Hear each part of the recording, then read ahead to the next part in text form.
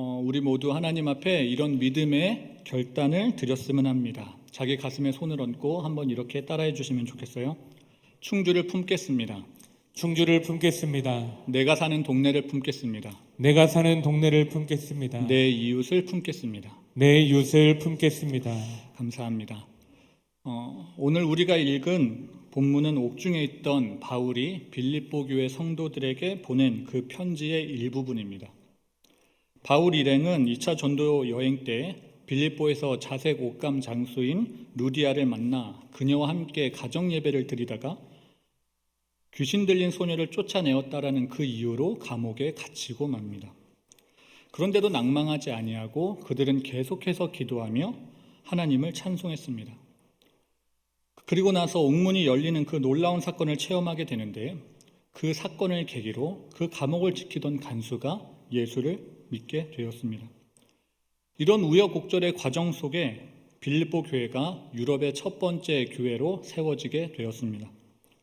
그 교회에 편지를 보낸 것이 바로 빌립보서인데 이 빌립보가 위치했던 그 동네는요, 원래는 아주 작은 마을이었습니다. 그런데 이 마을이 BC 350년에 마게도냐 왕 빌립 2세에 의해 교통과 군사적 요충지로 확장되게 되었습니다. 그러다가 로마의 식민지가 되고 마는데 이 과정 끝에 그 빌립보라고 하는 그 작은 마을이 아주 큰 도시로 성장하게 되었다라고 하는 겁니다. 그러면서 토착 문화와 외부 문화가 아주 자연스럽게 뒤섞이게 되는 그러한 현상이 그 도시에서 나타나게 되었습니다. 로마의 동진 정책과 그리고 이탈리아에서 온 이주민들 또 아시아인들로 인하여 그 도시에 사는 인구가 점차 늘어나게 되었고, 그래서 그 빌립보라고 하는 도시는 아주 여러 인종이 모여 사는 그러한 다문화 도시, 다문화 사회가 되고 말았습니다. 그 결과 원래 그 도시에 살던, 그 동네에 살던 원주민들과 이주해온 그 이주민들로 인하여 인산인해를 이루게 된 곳, 그곳이 바로 빌립보라고 하는 도시였습니다. 이 빌립보라고 하는 그 도시를 우리나라와 비교하면 어디쯤이라고 말할 수 있겠습니까? 영등포나 안산 정도 될 거다, 그렇게 비교할 수 있을 겁니다. 영등포나 안산에 보면요, 중국에서 온 조선족과 중국인 그리고 일본인과 또 동남아시아인들로 인하여 그 여러 인종이 함께 모여 사는 도시인데 빌립보라고 하는 동네가 딱 그랬다라고 하는 겁니다. 그 동네가 그랬기 때문에 빌립보 교회 역시 이민자들이 모인 다문화 교회, 이주민 교회가 되게 되었어요. 혈통이 다르고 또 문화가 다른 그 여러 사람들이 모인 다문화 교회, 그게 바로 빌립보 교회였습니다. 그 중에는 가난한 중에 주를 위해 헌신했던 그러한 사람들이 있었다라고 합니다. 그들이 누구냐면 바로 감옥에 갇힌 그 바울을 위하여 목숨 바치는 걸 하나도 아까워하지 아니한 그런 사람들입니다. 그 사람들에게 바울은 특별한 애정을 가지고 있었다라고 합니다. 그 빌립보 교회는 비록 혈통이 다르고 또 문화가 다른 그 이주민들로 형성된 다문화 교회이기는 했지만 그 헌신도와 또 그 신앙의 깊이 면에서는 타의 추종을 불허하였습니다. 그런데 여기에 한 가지 의문점이 드는 거죠. 왜 빌립보 교회의 그 호의를 바울은 받아들였을까? 그동안 바울은 다른 교회들이 돕겠다라고 하는 그 호의를 모두 거절해 왔습니다. 아주 정중하게. 그런데 유독 이 빌립보 교회의 도움만큼은 바울이 받았다라고 하는 거예요. 일반적으로 목회자는 성도들을 대할 때 굉장히 조심스러워합니다. 성도들과 가까이 지내는 것도 조심스럽고 또 성도들과 멀리 지내는 것도 또 조심스러워요. 그리고 성도들에게 대접받는 것도 조심스럽고 또 성도들의 그 대접을 사양하는 것도 조심스럽습니다. 왜냐하면 목회자의 그 태도에 따라 어떤 성도는 상처를 받기 때문입니다. 현재 우리 교회는 약 1000명 넘는 그 성도가 출석하고 있는데 그 성도들에게 이루 다 말할 수 없는 그런 목회자의 심정이 있습니다. 이러지도 못하고 저러지도 못하는 그 목회자의 심정, 성도들을 향하여 그 절제할 수밖에 없는 그 목회자의 심정이 이해되십니까? 목회자의 자리는 절제를 필요로 하는 자리라고 합니다. 호의를 받을 때도 절제해야 되고 호의를 거절할 때도 절제해야 됩니다. 그래서 내공이 깊은 목회자일수록 자기의 속내, 자기의 감정을 다 표출하지 않는다라고 합니다. 그 감정조차 절제하는 것이죠.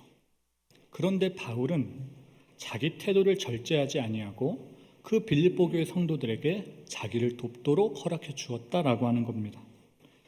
이게 그 당시 초대 교회에서 큰 이슈거리였어요. 바울이 빌립보 교회 성도들의 도움을 받았대. 그러면 왜 그렇게 바울은 유독 빌립보 교회 성도들의 그 도움은 받았던 것일까요? 그것은 그들이 처했던 그 특수한 상황 때문입니다. 보통 교회가 누구를 도우려고 하면 그 교회 성도들이 마음이 하나가 되어야 합니다. 그런데 그 빌립보 교회는요, 마음이 하나 되는 것이 쉽지 않았던 교회였다라는 거예요. 그 이유는 그 빌립보 교회가 이민자들로 구성된 교회였기 때문입니다. 그래서 빌립보 교회 성도들이 마음을 하나로 모으는 것이 쉽지 않았어요. 그런데 놀랍게도 결과적으로 그 빌립보 교회가요, 마음을 하나로 모았다는 겁니다. 어디에요? 바울을 돕는 일에. 그게 바울의 마음에 감동이 되는 것이죠. 바울이 그 교회를 얼마나 기특하게 여겼는지 모릅니다. 다문화 교회라는 그 한계를 자기들 스스로 넘어보겠다고 하는 그 모습들이 바울의 마음에 감동이 되었습니다. 그래서 빌립보 교회 성도들에게 자기 돕는 걸 허락해 주었던 겁니다. 이처럼 한 사람을 돕기 위하여 교회 성도들이 아기자기하게 마음을 모아가는 것, 그것이 하나님이 기뻐하시는 것입니다. 그런 빌립보 교회에 감사 인사를 전하는 내용이 기록된 것이 바로 이 빌립보서입니다. 여러분, 이 편지 안에 담긴 그 의미를 파악하기 위해서는요, 그 당시 빌립보 교회가 처했던 그 상황들을 좀 알아볼 필요가 있습니다. 그 첫 번째 상황은 빌립보 교회 가운데 외부로부터 온 핍박이 있었다라고 하는 겁니다. 그 핍박으로 인하여 빌립보 교회 성도들은 두려움에 떨 수밖에 없었어요. 그리고 두 번째 상황은 바울의 그 옥중 생활이 길어지면서 빌립보 교회 성도들 가운데 낙심하는 사람들이 생기기 시작했다는 겁니다. 그 성도들을 위로하고 격려하기 위하여 바울은 편지를 보낼 필요가 있었습니다. 이어서 세 번째 상황은 빌립보 교회 안에 교회의 일치를 방해하는 그러한 세력들이 있었다라고 하는 거예요. 그 첫 번째 세력은 가연설적인 그리스도를 믿는 분파였습니다. 이 가연설적인 그리스도를 믿는 분파는 초대교회 이단 중에 가장 강력한 그룹이었습니다. 그 분파 사람들은요, 예수를 믿었습니다. 예수의 권능도 믿었어요. 그리고 예수가 하나님 아들인 것도 믿었습니다. 또 예수가 십자가에 달린 것도 믿었어요. 그런데 예수가 실제 인간이었다라고 하는 건 믿지 않았습니다. 그들에게는 예수가 실제 인간이 아니라 가상의 그리스도, 즉 환영이었습니다. 그래서 그들에게는 예수가 십자가에 달린 것도 환영이고, 또 예수가 죽음에서 부활한 것도 환영이고, 또 십자가에서 흘린 피나 찢긴 살이나 그 모든 것들이 환영이었습니다. 모두 실제처럼 보이기는 했으나 다 환영이었다라고 하는 것이죠. 이걸 누가 주장했냐면 그노시스파와 카타리파가 주장했습니다. 요즘 많은 이단들이 핵에 망측한 그러한 교리들로 교회를 현혹하고 있는데, 이것과 마찬가지로 그 그노시스파와 카타리파가 에베소 교회와 같은 초대 교회를 현혹했습니다. 그런데 이 세력 말고 또 다른 세력이 빌립보 교회에 그 일치를 방해하고 있었다라고 하는 거예요. 그게 누구냐면 유대 특수주의자들이었습니다. 그들은 빌립보 교회의 기득권자들이라 그렇게 말할 수 있습니다. 우리는 보통 목소리 큰 사람 보고 기득권자다 그렇게 말하는데요, 그 당시 유대 특수주의자들의 목소리가 컸어요. 그 큰 목소리로 문제를 일으켰던 게 바로 구원론에 대한 문제였습니다. 그들은 예수 믿으면 구원받는다라고 하는 그 복음을, 그 성도들의 신앙을 통째로 흔들어 버렸습니다. 예수 믿으면 구원받는다고? 그렇게 쉬운 구원이 세상에 어디 있어? 구원 받으려면 할례를 받아야지. 그렇게 율법적인 신앙으로 교회 안에 유입되는 그 이주민들의 신앙을 옥죄고 또 흔들어 놓았습니다. 이런 어려움에 빠진 그 빌립보 교회를 돕고자 바울이 빌립보 교회에 편지를 보냈던 거예요. 여러분, 이 편지의 주된 목적은 빌립보 교회의 일치와 또 하나됨에 있습니다. 빌립보 교회를 읽어보면 표면적으로는 이 빌립보 교회가 기쁘고 굉장히 즐거운 교회라 그렇게 보여지는데, 그러나 실상은 여러 요인으로 인하여 분열을 겪고 있던 그러한 교회였다라고 하는 겁니다. 그러한 교회를 향하여 바울이 권면하기를 그리스도를 중심으로 하나 될 것을, 그리스도를 중심으로 일치될 것을 권면하였습니다. 바울은 빌립보 교회의 하나됨 그리고 일치를 위하여 그 비결로 그리스도의 겸손을 배울 것과 그 겸손을 실천할 것을 제시하였습니다. 오늘 우리가 읽은 본문을 신학자들은 그리스도의 찬미송이라 그렇게 이야기하는데, 이 그리스도의 찬미송을 초대교회 성도들이 예배 때마다 암송했다고 합니다. 우리가 예배 때마다 주기도문과 그리고 사도신경을 암송하는 것처럼 초대교회 성도들은 이 빌립보서 2장, 이 그리스도의 찬미송을 암송했습니다. 이 시간 초대교회 성도가 된 것처럼 이 그리스도의 찬미송을 한번 읽어보면 좋겠습니다. 이 그리스도의 찬미송을 읽어갈 때에 초대교회 성도들이 받았던 그 감동이 우리 모두에게 전해지기를 바랍니다. 빌립보서 2장 5절부터 11절까지의 말씀을 다 함께 읽어보도록 하겠습니다. 시작. 너희 안에 이 마음을 품으라. 곧 그리스도 예수의 마음이니 그는 근본 하나님의 본체시나 하나님과 동등됨을 취할 것으로 여기지 아니하시고 오히려 자기를 비워 종의 형체를 가지사 사람들과 같이 되셨고 사람의 모양으로 나타나사 자기를 낮추시고 죽기까지 복종하셨으니 곧 십자가에 죽으심이라. 이러므로 하나님이 그를 지극히 높여 모든 이름 위에 뛰어난 이름을 주사 하늘에 있는 자들과 땅에 있는 자들과 땅 아래에 있는 자들로 모든 무릎을 예수의 이름에 꿇게 하시고 모든 입으로 예수 그리스도를 주라 시인하여 하나님 아버지께 영광을 돌리게 하셨느니라. 아멘. 우리가 방금 읽은 이 그리스도 찬미송에는 아주 중요한 신학적 의미가 들어있습니다. 그건 바로 그리스도의 자기 비하예요. 자기 비하. 이 그리스도의 자기 비하를 다른 말로 뭐라고 하냐면 그리스도의 낮아짐, 그리스도의 겸손이라 그렇게 표현할 수 있습니다. 7절 말씀에 보면 자기를 비워라고 하는 그러한 표현이 나오는데, 이 자기를 비워라고 하는 그 표현의 헬라어가 케노시스입니다. 이 케노시스는 하나님과 동등한 그 예수님이 비천한 인간을 구원하기 위하여 낮고 천한 이 땅 가운데 인간의 모습으로 오셨고 또 십자가에 달려 돌아가신 그 자기 비하를 의미합니다. 바울은 그 분열하고 있는 그 빌립보 교회의 하나됨과 일치를 위하여 케노시스, 이 그리스도의 자기 비움과 낮아짐을 중요한 비결로 꼽았습니다. 우리 교회가 분열할 때 우리 교회가 가장 일치를 이룰 수 있는 그 방법은 무엇이겠습니까? 그것은 자기를 비우는 것입니다. 하나님이신 예수님이 자기를 비워 사람이 되신 것처럼 교회 성도들 역시 자기를 비워 교회 하나됨과 일치를 이루어 가야 합니다. 그렇기 때문에 바울은 5절에서 이야기하기를 이 마음 곧 그리스도의 예수의 마음을 품으라 그렇게 이야기했던 겁니다. 사랑하는 여러분, 신앙생활하면서 이 그리스도 예수의 마음 한 번쯤은 다 품어보셨죠? 제가 이걸 말로 쉽게 해서 그렇지 사실 이 그리스도의 예수의 마음을 품는다라고 하는 것은 결코 쉬운 일이 아닙니다.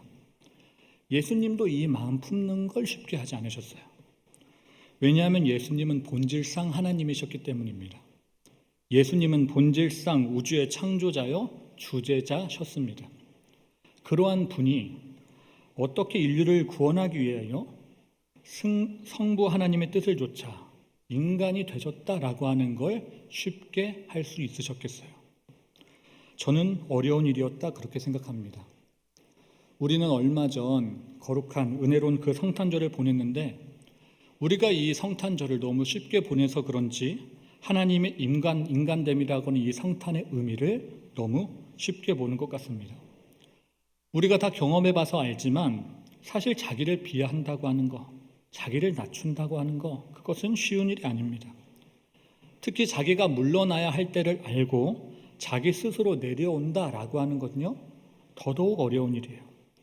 오랜 역사가 이를 증명하고 있습니다. 히틀러나 스탈린, 그리고 무솔린이나 마오쩌둥, 또 후세인이나 박정희 같은 그러한 사람들이 자기가 물러날 때를 알고 스스로 내려왔습니까? 자기 통치기간 한번 늘려보겠다라고 하는 그 욕심에 애쓰다가 다 실패하고만 인물입니다. 모두 자기 권력의 자리, 그 자리를 지키지 못하고 쓸쓸하게 끌려 내려왔던 그러한 사람들, 이 세상에 너무나도 많이 있습니다. 여러분, 자기가 언제 내려와야 할지를 모르는 그 사람들의 말로가 바로 이렇습니다. 그러나 우리 예수님은 자기가 언제 물러나야 할지를, 자기가 언제 낮아져야 할지를 아셨다라고 하는 거예요. 그래서 예수님은 그 자리에서 스스로 내려오실 수가 있었습니다.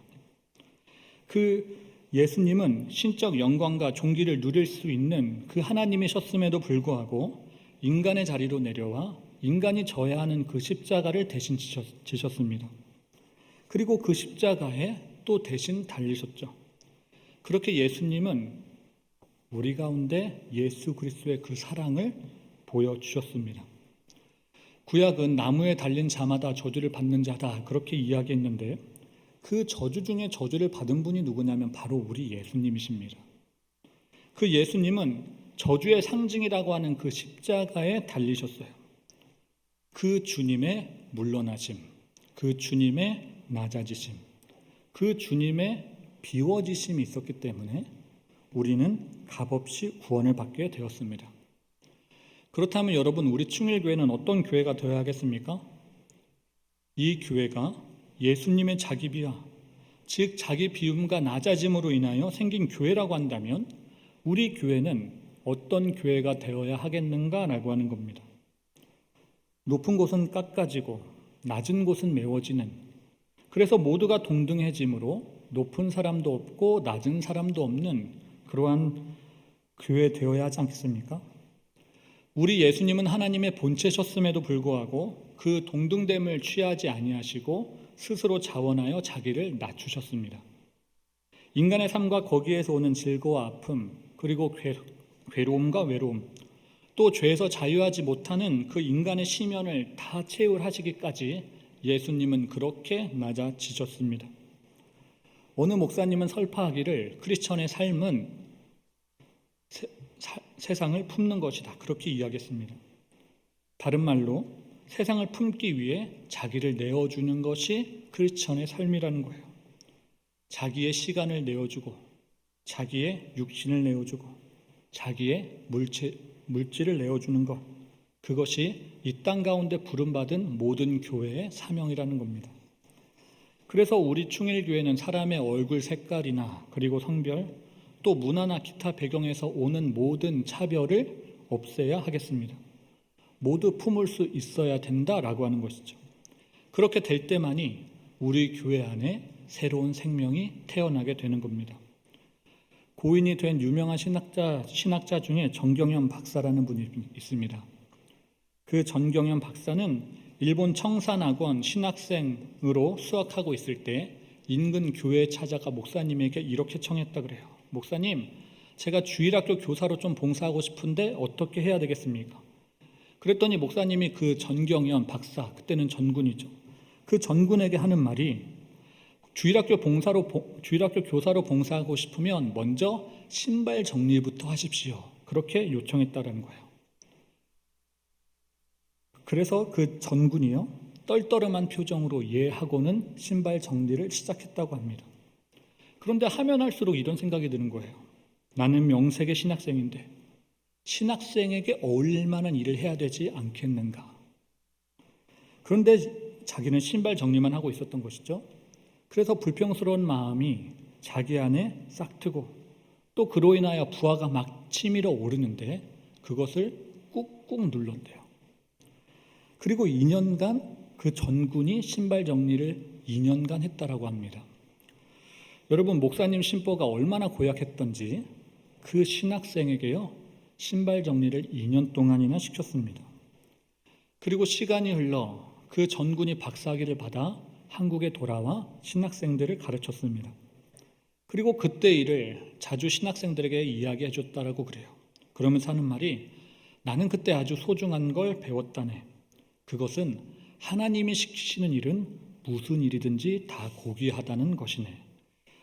여러분, 그 2년이라고 하는 그 시간이 없었으면요, 그 전경현 박사는 절대로 그리스도의 겸손이 무엇인지 깨닫지 못했을 겁니다. 벼는 익을수록 고개를 숙인다고 합니다. 이 속담처럼 우리의 신앙 역시 시간이 지날수록, 날이 지날수록 겸손해져야 되겠습니다. 그 그리스도의 겸손이 있을 때 우리 교회는 하나됨과 일치를 이룰 수 있을 줄로 믿습니다. 바라옵기는 우리 교회 안에 어떠한 잘남도 어떠한 못남도 없기를 바랍니다. 설교 초반에 빌립보 교회가 이민자로 구성된 다문화 교회라고 했는데, 또 그 교회 안에 여러 문제가 있었다고 했습니다. 그리고 그 문제를 타파하기 위하여 바울이 빌립보 교회에 한 통의 편지를 보냈다고 했는데, 그 빌립보 교회 안에 있었던 그 여러 문제 중에 한 가지가 바로 유대 특수주의자들로 생긴 문제였습니다. 그 기득권자들로 생긴 문제가 빌립보 교회 안에 있었어요. 그러한 문제들, 우리 교회 안에는 없겠습니까? 우리 교회 안에도 있겠죠. 우리 교회는 조금씩 이민자의 교회로 바뀌어가고 있습니다. 정확하게 그 수를 다 세어볼 수는 없지만 충주 토박이보다 외지에서 온 사람들의 수가 더 많아지고 있어요. 그래서 어떻게 보면 우리 충일교회도 다문화 교회다, 그렇게 말할 수 있습니다. 그 다문화 교회가 되어가고 있기 때문에 불가피하게 원주민과 또 이주민들 사이에 갈등이 생길 수밖에 없습니다. 그 갈등의 크기가 크지는 아니하지만 없다고는 할 수 없습니다. 그래서 때로는 마음 모으는 게 너무나도 힘든 거예요. 그런 문제를 안고 있는 우리에게 바울은 오늘 본문을 통하여 이렇게 도전합니다. 자기를 부정하라. 자기를 비하하라. 자기를 비우고 낮추라. 우리는 예수님이 그 케노시스, 그 자기 비하로 자기를 낮추신 것처럼, 자기 권리를 포기하신 것처럼 우리도 우리의 부정으로 말미암아 우리 안에 있는 모든 권리를 포기할 수 있어야 되겠습니다. 그래야지만 하나됨과 일치를 이룰 수 있을 겁니다.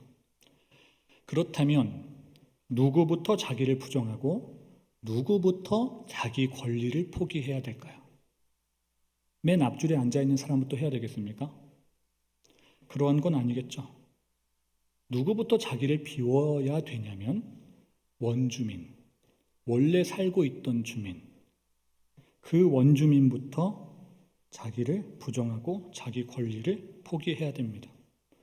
그 원주민의 양보 없이는 절대로 충일교회 가운데 하나됨이나 일치를 이루어낼 수가 없습니다.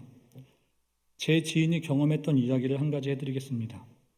제 지인이 자녀들을 데리고요, 선교 캠프에 갔다고 합니다. 그런데 그 캠프는 특이하게 참가자들을 강당 안에서 재웠대요. 집회가 드려지는 그 강당. 상상해 가십니까? 그러한 곳에서 사람들을 재웠다는 게. 제 지인은 아주 힘들게 자기 자녀를 데리고 거기까지 갔는데 아주 차가운 그 강당 바닥에서 자기 사랑하는 자녀를 재워야 했습니다. 상상만 해도 너무 싫고 상상만 해도 너무 불편합니다. 그런데 그 집회의 규칙이 그렇기 때문에 그렇게 할 수밖에 없었다라고 하는 거예요. 그래서 하는 수 없이 잠자리를 찾는데 또 잘 찾아지면 그나마 좋은 자리 찾을 수 있는 것 아니겠습니까?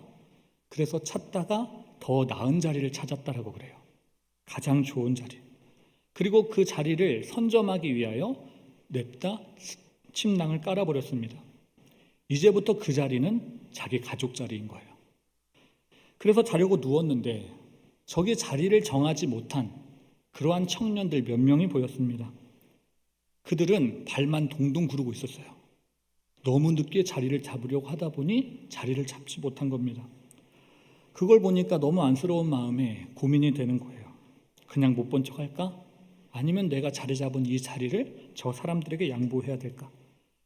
나는 지금 어린 아이들과 내 자식들과 같이 왔는데 어떻게 해야 되는 것인가? 여러분 같으면 어떻게 하겠습니까? 그 차가운 강당 바닥 어떻게 하시겠어요? 솔직히 양보 안 하겠죠? 저라도 그럴 겁니다. 나는 지금 아이들하고 여기 힘들게 왔는데, 그리고 쟤들은 다 큰 성인인데 굳이 내가 저 다 큰 청년들에게 내 자리를 양보할 필요가 있겠는가? 그런 생각이 그 사람의 머리에 들었습니다. 그리고 솔직히 그 자리는요, 그 자리 찾기 위하여 자기가 자기 발에 불이 나도록 달리고 달려서 찾은 그러한 자리입니다. 그러한 자리를 어떻게 그러한 그 청년들에게 양보할 수 있겠습니까? 그 자리에 누울 수 있는 그 특권은요, 바로 자기와 그 자식들에게 있었습니다. 그런데 왜 그렇게 부끄러운지 잠시 고민하다가 그 소중한 자리를 그 청년들에게 양보해 주었다고 그래요. 그리고는 아이들에게 이렇게 설명해 주었다고 합니다. 하나님이 거저 받은 것 거저 주라고 하셨지, 그리고 준비하지 못한 자에게 나누어 주라고 하셨지, 우리 거저 받은 이 자리 저 형들에게 나누어 주자. 사랑하는 여러분, 자리에 대한 권리는요, 물론 먼저 온 사람에게 있습니다. 먼저 찜한 사람에게 있어요. 그 사람에게 자리에 누울 수 있는 그 권한 역시 있습니다. 그런데 양보도요, 그 먼저 온 사람만이 할 수 있는 거예요. 늦게 온 사람은 절대로 할 수 없는 게 바로 그 양보입니다. 늦게 온 사람이 양보를 어떻게 왔어요? 자리가 없는데. 그런 점에서 양보는요, 원주민만이 할 수 있는 특권이라고 할 수 있습니다. 그 원주민의 양보 없이는 절대로 그 자리는 그 누구도 앉을 수가 없는 거예요. 먼저 온 사람, 그 원주민, 다른 말로 그 기득권자가 양보해 주어야지만 그 자리를 다른 사람들이 앉을 수 있게 되어지는 것입니다. 저는 처음에 설명하기를 빌립보 교회가 바울을 돕는 데 마음을 모았다 그렇게 이야기했습니다. 그런데 생각해 보면 어떻게 그 이주민들로 이루어진 그 빌립보 교회가 마음을 모을 수 있었을까 하는 의문이 드는 거예요. 어떻게 마음을 모았을까? 그 결정적인 이유를 저는 이렇게 생각합니다. 그 원주민들, 그 기득권자들이 양보한 겁니다. 그 기득권자들의 양보가 있었기 때문에 그 다문화 교회, 그 이주민들로 이루어진 그 빌립보 교회가요, 바울을 돕기 위하여 마음을 하나로 모을 수가 있었던 거예요. 여러분, 빌립보 교회 성도들이 마음을 모을 수 있었던 그 비결, 그것은 기득권자들의 자기 포기가 있었습니다. 올해 충일교회 표어는 충주를 품는 충일교회입니다. 이 표어처럼 우리 교회가 충주를 품는 교회가 되기를 원한다면 원주민들의 자기 포기가 있어야 됩니다. 즉 케노시스라고 하는 자기 비하와 자기 낮아짐이 있어야 한다는 거예요. 우리는 충주를 품는 충일교회가 되기 위하여 그동안 누려왔던 그 권리들, 그 특권들 다 포기할 수 있어야 됩니다. 예를 들면 내가 편하게 위에서 주차하던 거, 그것도 포기할 수 있어야 됩니다. 그리고 내가 찜해놓은 이 예배당 자리, 이 자리도 포기할 수 있어야 돼요. 또 부서적으로는 부서 이기주의를 포기하고, 또 교회적으로는 개교회주의를 포기해야 됩니다. 그렇게 자기 권리에 대한 포기가 있을 때 비로소 충일교회는 충주를 품는 교회로 나아가게 될 것입니다.